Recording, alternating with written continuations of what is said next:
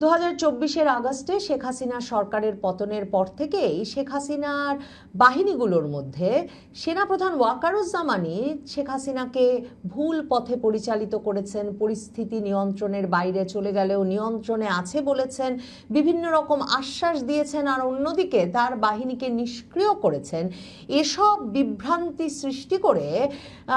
আওয়ামী লীগের নেতা কর্মী সমর্থকদের মাঝে সবচেয়ে বড় বিশ্বাসঘাতক বা বেঈমান হিসেবে চিহ্নিত হলেও প্রকৃতপক্ষে শেখ হাসিনার শাসনামলে সরকারের সকল গোয়েন্দা সূত্র একরকমের ভেঙে না পড়লে, অচল হয়ে না পড়লে, কিংবা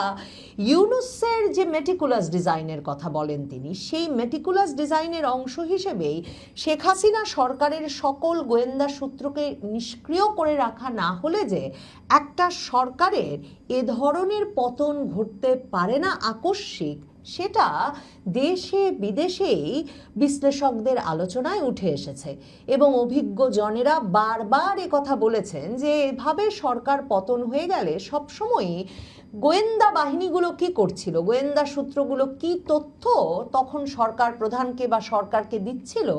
সেসব জানা যেমন জরুরি, তেমনি কেন গোয়েন্দা সূত্রগুলো সরকার প্রধানকে বা সরকারকে জানাতে ব্যর্থ হয়েছে যে সরকার পতনের আন্দোলনে পরিণত হবে এই বিক্ষোভ খুব দ্রুত, কিংবা এটা আসলে সরকার পতনের আন্দোলন, সেসব খতিয়ে দেখাটা পরবর্তী সরকারগুলোর নিরাপত্তার জন্যও জরুরি। কিন্তু বাংলাদেশে কোনো বাহিনীতেই এ বিষয়ে আনুষ্ঠানিকভাবে কাউকে মুখ খুলতে দেখা যায়নি। এমনকি শেখ হাসিনার শাসনামলে সেই 2024-এর জুলাই আগস্টে শেখ হাসিনার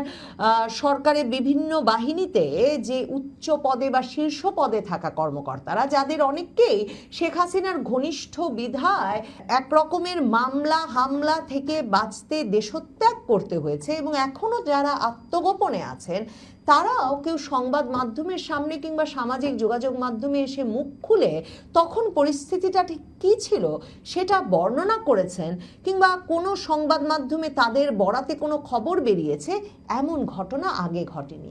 এখন শেখ হাসিনা যখন ঘোষণা দিয়েছেন মে মাসে তিনি 6 মাসের মধ্যে দেশে ফিরবেন, এবং বাংলাদেশ জুড়েই এই রকম একটা আশঙ্কা আতঙ্ক শেখ হাসিনা বিরোধী পক্ষের মধ্যেও তৈরি হয়েছে যে যে কোনো সময় তিনি দেশে ফিরতে পারেন, এবং বাংলাদেশে আওয়ামী লীগ ছাত্রলীগকে অন্য যে কোনো সময়ের চেয়ে উজ্জীবিত এবং সংগঠিত বলে মনে হচ্ছে, এবং তারা সারা দেশ জুড়ে পুলিশ প্রশাসনকে অগ্রাহ্য করে এমনভাবে তাদের কর্মসূচিগুলো পালন করছে যে অনেক ক্ষেত্রে এই আঁচ আরও বেশি করে পাওয়া যাচ্ছে যে সম্ভবত শেখ হাসিনার দেশে প্রত্যাবর্তনের বিষয়টি হয়তো একটা সত্যিকারের সম্ভাবনায় পরিণত হয়েছে। তখন সম্ভবত তার ঘনিষ্ঠ বিশ্বস্ত পুলিশ এবং প্রশাসনের কর্মকর্তারা সে সময়ে কারা কারা বিশ্বাসঘাতকতা করেছিল সে বিষয়ে মুখ খুলতে শুরু করেছে। টাইমস অফ বাংলাদেশ একটি সংবাদ করেছে যেখানে তারা বলেছে যে আওয়ামী লীগের পতনের পেছনে ইন্টেল ব্রেকডাউন বা গোয়েন্দা তথ্য পুরোপুরি ভেঙে পড়া বা ঠিক জায়গায় ঠিক গোয়েন্দা তথ্য না পৌঁছানো একটা বড় ভূমিকা রেখেছে। এবং সেই খবরের ভেতরে তারা লিখেছে যে 2024-এ আওয়ামী লীগ সরকারের পতনে যে বড় গোয়েন্দা ব্যর্থতা ছিল, সেক্ষেত্রে দেশের নিরাপত্তা ও গোয়েন্দা সংস্থার সঙ্গে সংশ্লিষ্ট একাধিক সূত্রের মতে 2024 সালে আওয়ামী লীগ সরকারের পতনের পেছনে গোয়েন্দা ব্যর্থতা কাজ করেছে, এবং বিভিন্ন গোয়েন্দা সংস্থায় দায়িত্ব পালন করা কর্মকর্তারা জানিয়েছেন সরকার পতনের অনেক আগেই তারা বুঝতে পেরেছিলেন যে ছাত্রদের নেতৃত্বে শুরু হওয়া আন্দোলনটি শুধু সংস্কার দাবিতে সীমাবদ্ধ নেই, বরং ধীরে ধীরে সরকার পতনের দিকে এগুচ্ছে। তাদের ভাষ্য অনুযায়ী গোয়েন্দা সংস্থাগুলো মূল্যায়নও করেছিল, মানে তাদের কাছে খবরও ছিল যে বৈষম্য বিরোধী আন্দোলন একটা গণ অভ্যুত্থানের রূপ নিচ্ছে, কিন্তু এই আশঙ্কার কথা তৎকালীন প্রধানমন্ত্রী শেখ হাসিনাকে কখনো জানানো হয়নি। বরং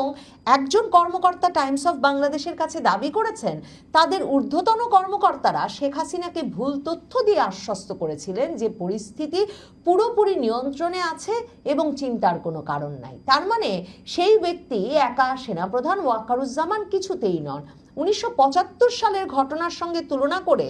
টাইমস অফ বাংলাদেশকে কিছু পর্যবেক্ষক বলেছেন যে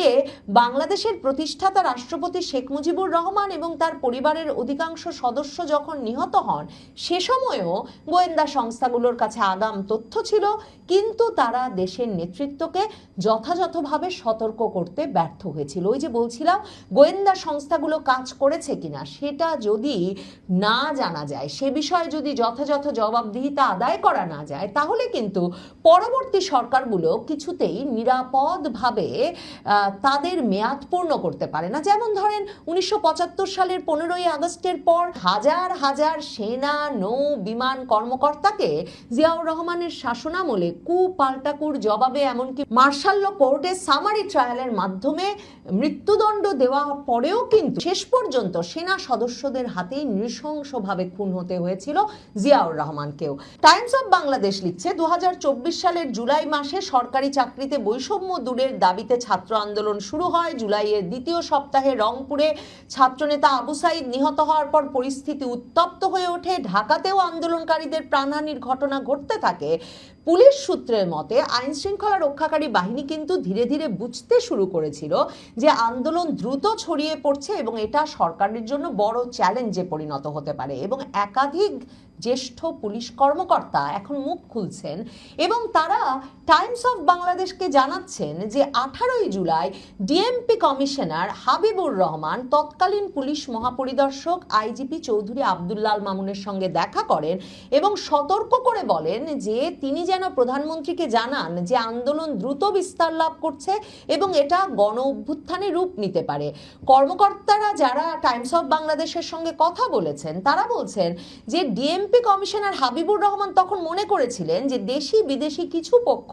এই অস্থিরতাকে কাজে লাগিয়ে সরকারকে অস্থিতিশীল করার চেষ্টা করছে এবং শেখ হাসিনাকে বিষয়টা সরাসরি জানানো জরুরি। কিন্তু সূত্রগুলো বলছে আইজিপি চৌধুরী আব্দুল্লাহ মামুন, যিনি কিনা পরে শেখ হাসিনার বিচারে রাজসাক্ষী হয়েছেন, তিনি কিন্তু শেখ হাসিনাকে কথা জানাতে রাজি হন না, বরং তিনি ডিএমপি কমিশনার হাবিবুর রহমানকে স্বরাষ্ট্রমন্ত্রীর সঙ্গে কথা বলতে বলেন এবং হাবিবুর রহমান স্বরাষ্ট্রমন্ত্রীর সঙ্গে দেখা করলেও স্বরাষ্ট্রমন্ত্রী বিষয়টাকে গুরুত্ব দেন না, বরং মজা করে বলেন যে কমিশনার অযথা বেশি উদ্বিগ্ন হয়ে পড়েছে। পুলিশ সদর দপ্তরে ফিরে হাবিবুর রহমান জানতে পারেন যে আইজিপি শেখ হাসিনার সঙ্গেও কথা বলে এসেছেন, কিন্তু তিনি সেখানে গিয়ে প্রধানমন্ত্রীকে জানিয়েছেন যে পুরো পরিস্থিতি নিয়ন্ত্রণে আছে। তার মানে সেনাপ্রধান যে কাজ করছিলেন আইজিপিও সে কাজ করছিলেন, এবং হাবিবুর রহমান, যিনি শেখ হাসিনার অত্যন্ত বিশ্বস্ত এবং ঘনিষ্ঠ একজন কর্মকর্তা বলে পুলিশের মধ্যে পরিচিত ছিলেন, তিনি গিয়ে তখন জানতে চান যে কেন উদ্বেগের বিষয়গুলো প্রধানমন্ত্রীকে জানানো হয়নি, এবং জবাবে তখনকার আইজি এখনকার রাজসাক্ষী চৌধুরী আব্দুল্লাল মামুন তাকে বলেছেন যে প্রধানমন্ত্রী পুলিশের জন্য অনেক কিছু করেছেন, তাই তিনি তাকে নেতিবাচক কোনো পূর্বাভাস বা মূল্যায়ন দিতে চান না। মানে শেখ হাসিনা পুলিশের জন্য অনেক কিছু করেছেন বলে পুলিশ বুঝতে পারছে শেখ হাসিনা সরকারের পতন হয়ে যাবে, কিন্তু পুলিশ শেখ হাসিনাকে সে সম্পর্কে কোনো ধারণা দিচ্ছেন না। পুলিশ প্রধান গিয়ে বলছেন পরিস্থিতি সম্পূর্ণ নিয়ন্ত্রণে আছে। সে সময় স্পেশাল ব্রাঞ্চ বা এসবির প্রধান মনিরুল ইসলাম এবং ডিবি প্রধান হারুনুর রশিদও সেই আলোচনার সময় উপস্থিত ছিলেন। এখন তাই অনেক কর্মকর্তাই ওই সময়ে আইজিপি মামুনের যে ভূমিকা তা নিয়ে প্রশ্ন তুলছেন। বিশেষ করে তিনি রাজসাক্ষী হয়ে যাওয়ার পর বিতর্কটা আরো বেড়েছে, কারণ টাইমস অফ বাংলাদেশকেই যেমন সাবেক আইজিপি আশরাফুল হুদা বলছেন একজন আইজিপির মতো উচ্চপদস্থ কর্মকর্তা কেন রাষ্ট্রপক্ষের সাক্ষী হলেন সেটা রহস্যজনক। এটা বিতর্ক তৈরি করে এবং বিচার ব্যবস্থার জন্য একটা খারাপ নজির। গোয়েন্দা সংস্থাগুলোর যে নীরবতা সে বিষয়ে টাইমস অফ বাংলাদেশ লিখছে তৎকালীন ডিজিএফআই মহাপরিচালক শেখ হাসিনার নিরাপত্তার দায়িত্ব পান জুলাই মাসে কারফিউ জারি এবং সেনাবাহিনী মোতায়েনের পর, এবং তিনি কার্যকর দায়িত্ব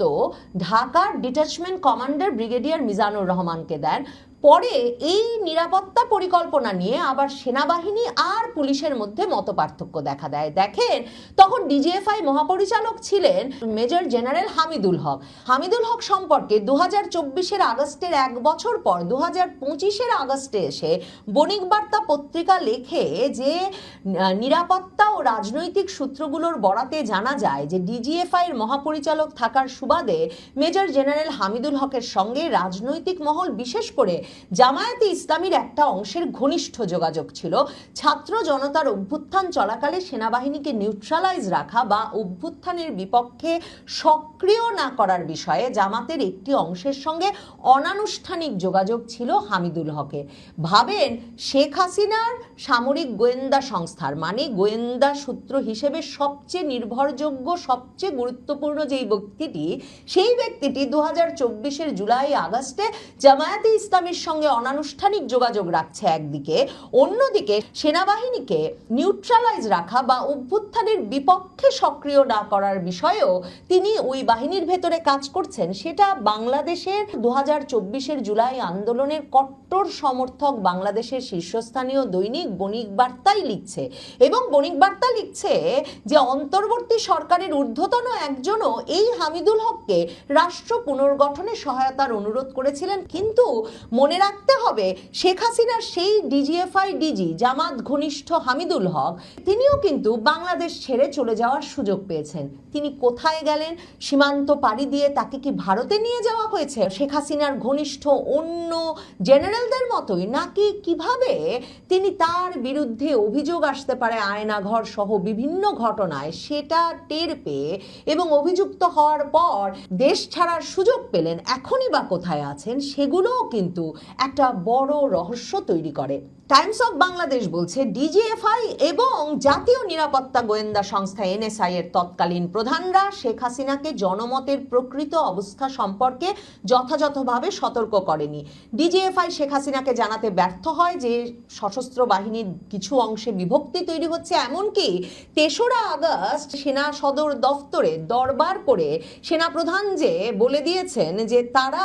সক্রিয় কোনো ভূমিকা নেবেন না আর ছাত্র জনতার আন্দোলন থামাতে, সে বিষয়টাও সেনাপ্রধান যেমন গিয়ে প্রধানমন্ত্রী শেখ হাসিনাকে জানান না, তেমনি সেনা গোয়েন্দা সংস্থা ডিজিএফআইও শেখ হাসিনাকে জানান না যে সেনাবাহিনীর ভেতরে সরকারের নির্দেশনা পালনের বিষয়ে বিভক্তি তৈরি হয়েছে। আর টাইমস অফ বাংলাদেশ বলছে এনএসআইও সঠিকভাবে মূল্যায়ন করতে পারেনি যে বৈষম্য বিরোধী আন্দোলন গণ অভ্যুত্থানে রূপ নিতে পারে। টাইমস অফ বাংলাদেশ যেটা বলছে যে গোয়েন্দা তথ্য ঠিকমতো না পাওয়ার কারণে যেমন শেখ হাসিনা সে সময়ে যেসব কর্মকর্তাদের উপর ভরসা করছিলেন তারাই তার বিপক্ষে প্রকৃতপক্ষে কাজ করছিলেন, শুধু তাই নয়, তখন রাজপথে সক্রিয় বিরোধী রাজনৈতিক দলগুলোর সঙ্গে নিয়মিত যোগাযোগ রাখছিলেন, তাদের পরিকল্পনায় অংশগ্রহণ করছিলেন।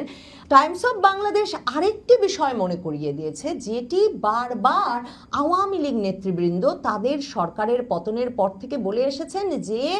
এই সিদ্ধান্তটি